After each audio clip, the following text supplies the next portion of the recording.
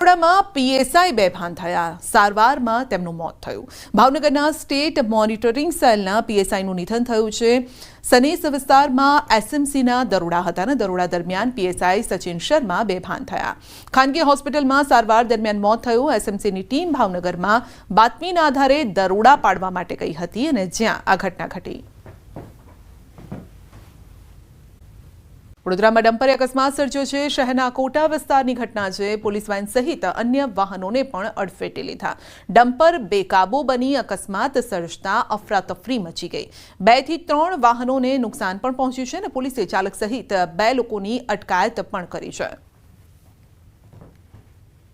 તો ડમ્પરે અકસ્માત સર્જ્યો હતો અને જ્યાં આપ જોઈ શકો છો 2 થી 3 લોકો ફાઇન પકડીને લઈ જઈ રહ્યા છે, કારણ કે આમાં લોકોનો જીવ પણ જઈ શક્યો હોત। પરંતુ આ રીતે બેફામ ડમ્પરો જે ચાલી રહ્યા છે તેના પર રોક કોણ લગાવશે? ગંભીરા બ્રિજ તૂટી પડવાનો મામલો છે। ગંભીરા બ્રિજ પરના ચોંકાવનારા દ્રશ્યો પણ સામે આવ્યા છે। પોલીસની ગંભીર બેદરકારી જોવા મળી છે। લોકો પુલ પર જોખમી રીતે વિડીયો ઉતારતા કેમેરામાં કેદ થયા છે। જોખમી પુલ હોવા છતાં 2 પોલીસકર્મી બ્રિજ પર જોવા મળ્યા।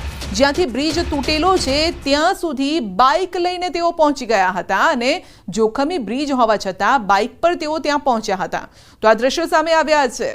એક તો આટલી મોટી દુર્ઘટના ઘટી છે, આટલા લોકોના મોત થયા છે અને ત્યારબાદ પણ તંત્ર કઈ રીતે સિરિયસલી રહી રહી છે આખી બાબતને તે આપ જોઈ શકો છો। ગંભીરા બ્રિજ પર આ ચોંકાવનારા દ્રશ્યો અપડેટ મેળવીશું સંવાદદાતા જનક પાસેથી। જી જનક, કોઈ રોકવા વાળું નથી અહીંયા?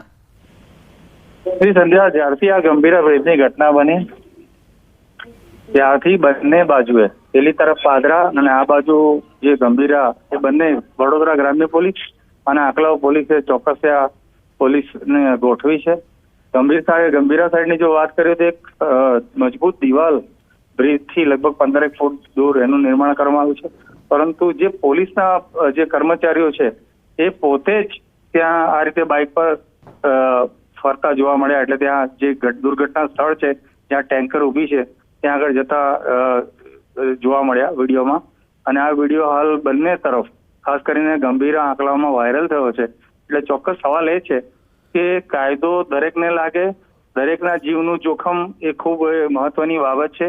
ત્યારે પોલીસ કર્મચારી આ રીતે જાતે જ બાઇક ઉપર જાય એ વ્યાજબી વાત નથી અને ચોક્કસ આ અંગે નક્કર પગલાં ત્યાંની સ્થાનિક પોલીસે એમના જે કોઈ પોલીસ સ્ટાફના મિત્રોને ત્યાં મૂક્યા છે સુરક્ષા માટે કે કોઈ વાહન ચાલકો જાય નહીં એનું ધ્યાન રાખવા। એટલે જે કોઈ અધિકારી હોય એમણે આ કર્મચારીઓને પોલીસ કર્મચારીઓને ચોક્કસ સૂચના આપવી જોઈએ। જો આ રક્ષકો જ આ રીતે નિયમોનો ભંગ કરશે તો પછી પાલન કોણ કરશે? આપનો આભાર।